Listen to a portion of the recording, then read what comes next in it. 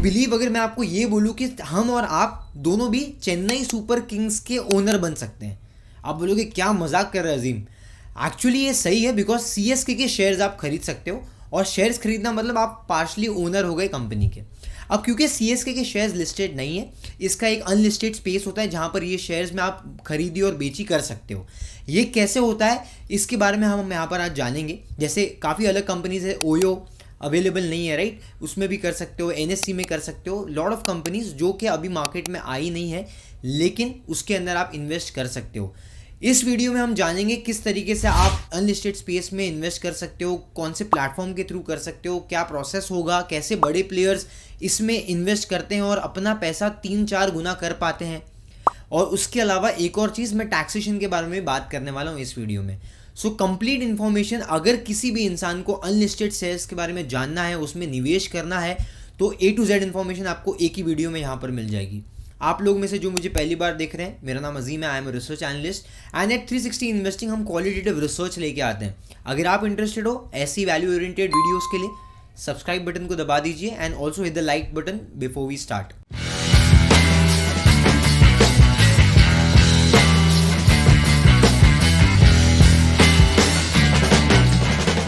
अब step by step एक एक करके मैं सारे क्वेश्चंस को आपके सॉल्व करूंगा। सबसे बड़ा क्वेश्चन आता है, लोग आपस में बोलते हैं कि भाई अनलिस्टेड स्पेस में ना बाइंग करना मतलब पहली बात तो पता नहीं है कैसे करना है, और बहुत करोड़ों में पैसा चाहिए।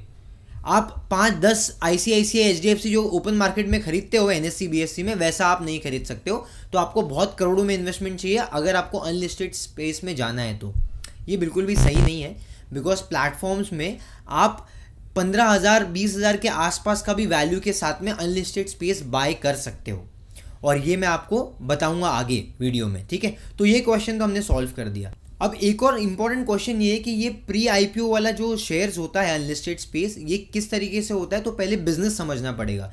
एग्जाम्पल लेते हैं पेटीएम का।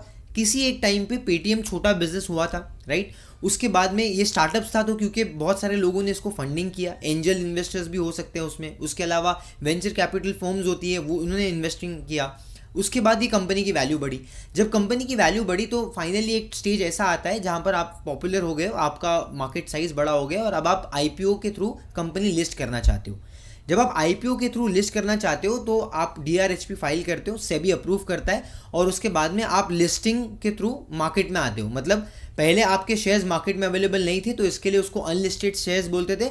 अब आप एनएससी बीएससी पे ऑलरेडी आके ट्रेड कर सकते हो, बाकी लोग, हम और आप जैसे रिटेल इंसान लोग उसमें बाइंग सेलिंग कर सकते हैं, तो उसको बोलते हैं ये सेकेंडरी मार्केट राइट। तो प्राइमरी मार्केट में बड़े प्लेयर्स एंटर होते हैं। बड़े प्लेयर जैसे वेंचर कैपिटल की हमने बात की, हमने आईपीओ से पहले एंकर इन्वेस्टर्स इन्वेस्टमेंट करते हैं, और कुछ फंड कैटेगरीज होते हैं, सब फंड मैनेजर्स, एआईएफ फंड्स वगैरह होते हैं, वो भी बल्क में क्वांटिटी बाय करते हैं। तो मुझे याद है 4-5 साल पहले 2018 में जब अंबर एंटरप्राइजेज आया था तो 850-900 के आसपास में भाव पे आया था। लेकिन मैं एक फर्म को जानता हूँ जिसके साथ में मैं ऑलरेडी था, और उन्होंने अप्रॉक्सीमेटली 450-500 रुपये पे ही वो बाय कर लिया था बल्क में, क्योंकि उनका 1-2 करोड़ का इन्वेस्टमेंट नहीं होता है, उनका 100-200 करोड़ का इन्वेस्टमेंट भी डायरेक्ट कंपनी में हो सकता है, और इसीलिए उनको डिस्काउंटेड प्राइस पे मिलता है। तो जब कोई भी कंपनी लिस्ट होने जाती है तो अपने वैल्यूएशंस बढ़ जाते हैं ऑटोमेटिकली, क्योंकि आप जब लिस्टिंग कर रहे हो तो आप ये देख पा रहे हो, जैसे आज के तारीख में बजाज हाउसिंग 70 रुपीज़ पे आया, लिस्ट होगा अप्रॉक्सीमेटली 130-140 पे। रिसेंट में गाला आया, वो भी 30-40% ऊपर। डीमार्ट एक टाइम पे आया था तो ऑलमोस्ट 100% गेन्स हो गए थे उसके। तो इस तरीके से कंपनीज वैल्यूएशन वाइज भी बढ़ जाती है, और जो बड़े फंड मैनेजर्स होते हैं या जो बड़े वेंचर कैपिटलिस्ट होते हैं उनको एग्जिट पॉइंट भी अच्छा मिलता है। अब एक और चीज़ ये होती है कि यहाँ पर अगर आपको बाय करना है पहले से ही, तो इसके अंदर आप कहाँ पर से बाय कर सकते हो, किन लोगों से बाय कर सकते हो।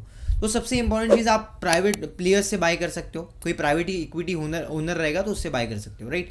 उसके अलावा प्रमोटर ग्रुप के साथ में अगर आपका लिंकेजेस है तो वहाँ पर अगर आपको कुछ शेयर्स मिल गए वो बाय कर सकते हो। ईसॉप्स के थ्रू कंपनी अलॉट करती है एम्प्लॉयज़ को, एक्स एम्प्लॉयज़ को भी, उनके पास में भी शेयर्स रहेंगे, वो भी आप कर सकते हो अगर लॉक इन में नहीं है तो। एंड उसके अलावा आपके पास में जो एंजल इन्वेस्टर्स भी होते हैं, या फिर कोई इंडिविजुअल बड़ा हाई नेटवर्थ इंडिविजुअल रहेगा, उसके पास में शेयर्स होते हैं। जैसे आपने सुना होगा आलिया भट्ट ने नायका में इन्वेस्टमेंट किया था, उनका काफ़ी पैसा ग्रो हो गया। फिर विराट कोहली ने गो डिजिट में इन्वेस्टमेंट किया था, उनका भी पैसा काफ़ी ग्रो हो गया, गो डिजिट लिस्ट भी हो गई। देन हमने ये चीज़ देखा है कि अमिताभ जी ने भी ऑलरेडी इन्वेस्टमेंट कर चुका है स्विगी में। एंड वैसे ही काफ़ी सारे लोग टाइम टू टाइम कंपनीज़ में पहले से ही इन्वेस्टमेंट करते हैं जब उनको ये समझ आता है कि आने वाले टाइम में इसका वैल्यू बहुत बढ़ेगा। एंड इसीलिए एक बड़ा मतलब आप बोल रहे हो कि आईपीओ से पहले अगर आप बाय कर लोगे और आईपीओ अगर वो कंपनी लॉन्च कर देती है तो आपका 3 गुना 4 गुना पैसा हो जाता है। अब मैं आपको लेके आया हूँ प्रिसाइज पे, ये एक प्लेटफॉर्म है जहाँ पर आप अनलिस्टेड स्टॉक्स में बाइंग सेलिंग कर सकते हो। अब यहाँ पर आप देखोगे प्राइवेट इक्विटी में देखो कौन से शेयर्स अवेलेबल है। पीएनबी फाइनेंस अवेलेबल है, ओयो अवेलेबल है, टाटा कैपिटल अवेलेबल है, राइट। उसके अलावा एनसीडीएक्स होगा, एनएससी होगा, फिर बीरा होगा, वारी है, राइट। इससे अलग अलग कंपनीज हैं जो अवेलेबल है। अब आप इनमें से किसी भी कंपनी में इफ़ यू वांट आप इन्वेस्टमेंट कर सकते हो। लेट्स से फॉर एग्जांपल हमने अपोलो को सेलेक्ट किया, तो अपोलो में as low as 10,000 rupees 10,200 rupees में भी आप इन्वेस्टमेंट कर सकते हो, ठीक है। लेकिन वीडियो पूरा देखिए, हमेशा मैं आपको ये बोलना चाहूँगा, बिकॉज मैं बाद में रिस्क पैरामीटर भी बताता हूँ। कोई भी इन्वेस्टमेंट जब आप कर रहे हो आपको ध्यान देना है कि उसमें प्रोज एंड कॉन्स दोनों भी होते हैं। तो जो लोग 5 मिनट 3 मिनट वीडियो देख के चले जाते हैं ना, हमेशा आधी अधूरी इन्फॉर्मेशन लेके जाते हैं, और आधी अधूरी इन्फॉर्मेशन हमेशा हानिकारक होती है दोस्त। इसके लिए वीडियो लास्ट तक देखना, इसमें बहुत इंपॉर्टेंट चीज़ें हैं जो मैं आपको आगे एज ए डिस्क्लोजर बताने वाला हूँ। अब यहाँ पर आपको इन्वेस्टमेंट करने के लिए यहाँ पर आपको वेरीफाई करना पड़ेगा, केवाईसी अपडेट्स करवाने पड़ेंगे, आपको अपना डीपीआईडी बताना पड़ेगा। बिकॉज जब आप यहाँ से परचेस करते हो तो जो भी डीपीआईडी आपने यहाँ लिंक किया होगा उसमें आपको शेयर्स क्रेडिट हो जाएंगे। आप उसको सेल नहीं कर सकते हो डायरेक्टली, बट आपको रिफ्लेक्ट हो जाएंगे, ठीक है। ऐसे और भी अलग अलग प्लेटफॉर्म है। अब मैं यहाँ पर कुछ प्रमोशन नहीं कर रहा हूँ किसी भी प्लेटफॉर्म का, इसलिए आपको मल्टीपल प्लेटफॉर्म बता रहा हूँ, जाके आप जाके भी वहाँ पर खुद वेरीफाई कर सकते हो। एंड देन आपका चॉइस है कौन सा आपको बेटर लगता है। जैसे अब यहाँ पर एलटीएस इन्वेस्टमेंट, राइट, एलटीएस। तो एलटीएस इन्वेस्टमेंट में भी आप यहाँ पर इसके केवाईसीज वगैरह अपडेट करने के बाद में आप कंपनीज को देख सकते हो, कौन सी कंपनी अवेलेबल है। लेफ्ट में भी आपको बताएंगे उनके क्या प्राइजेस चल रहे हैं, वो भी बताएंगे, राइट। फिर pre IPO flagship, you can explore this page. उसके अलावा एक और प्लेटफॉर्म है अनलिस्टेड जोन। अनलिस्टेड जोन में भी जाके आप अलग अलग कंपनीज के बारे में देख सकते हो, राइट। यहाँ पर स्टड्स है, यहाँ पर भी अपोलो है, पॉलीमेटेक है, राइट। तो there are lot of companies. Then there is one more thing which is your InCred money.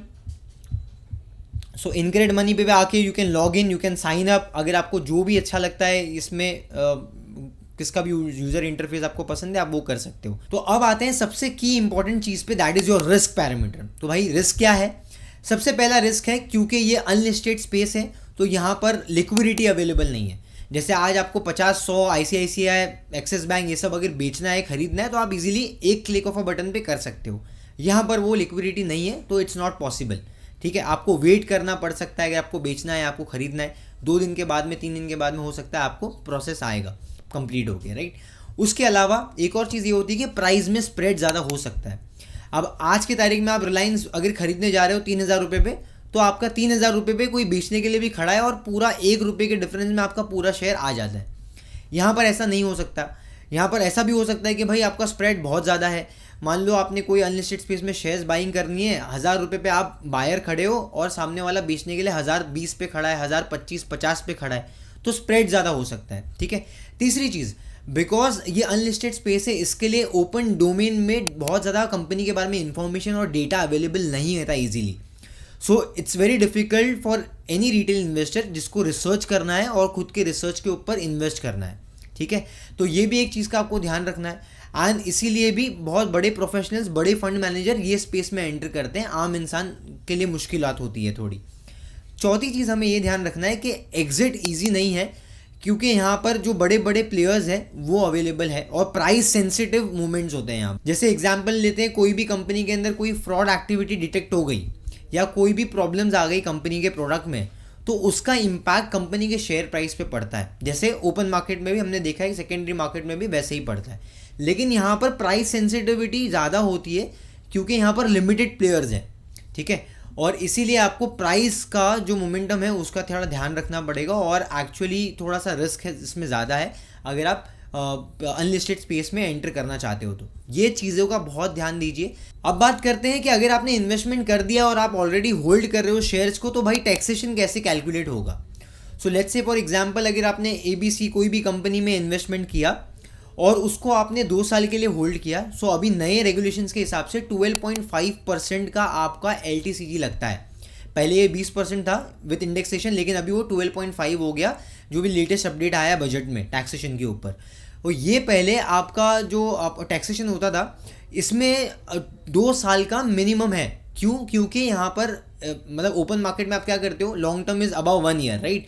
लेकिन अब जब अनलिस्टेड स्पेस में जाते हो तो 2 साल का आपको होल्डिंग पीरियड है। एक और चीज़ ये होती है कि आपको जब कोई भी इंसान प्री IPO में इन्वेस्टमेंट करता है तो उसमें लॉक इन भी होता है। 6 महीने तक कंपनी IPO में लिस्ट होने के बाद से 6 महीने तक आप वो शेयर्स को नहीं बेच सकते हो, ठीक है। तो आपको 6 महीने तक होल्डिंग रखना ही है। क्यों? क्योंकि आप ऑलरेडी एक कंपनी का पार्ट हो, आपने लिस्ट होने से पहले ही कंपनी को प्राइमरी फ्रेमवर्क में बाय किया है, और इसलिए आप कंपनी के एज ए ओनर आपको 6 महीने तक होल्ड करना पड़ेगा, उसके बाद में आप बेच सकते हो शेयर्स। सो वे लॉक इन पीरियड का भी थोड़ा सा ध्यान रखना होता है if you want to get into such kind of stocks, ठीक है। So I hope A to Z complete information मैंने आपको इस वीडियो में दे दी है। इसके अलावा कोई डाउट्स होंगे, कोई क्वेश्चंस होंगे तो आप कमेंट्स में मुझे पूछ सकते हो। अगर आपको ये वीडियो पसंद आया, if you have got some valuable insight, do hit the like button and also share some feedbacks in the comment section. आप 360 इन्वेस्टिंग को एक्सप्लोर कर सकते हो। हमने बहुत सारे वीडियोस बनाए हैं based on fundamental analysis, technical analysis, research, data analytics, sector analysis, F&O trading, mutual fund, बहुत सारे आपको टॉपिक्स इस चैनल पे मिल जाएंगे। चैनल को सब्सक्राइब कर दीजिए and also hit the bell notification. आप इस वैल्यूएबल वीडियो को अपने फ्रेंड, फैमिली मेंबर्स, रिलेटिव्स के साथ में शेयर कर सकते हो। मिलते हैं अगले वीडियो में। Till then guys, keep learning, keep growing with 360 investing. Hope is not a strategy. Thank you.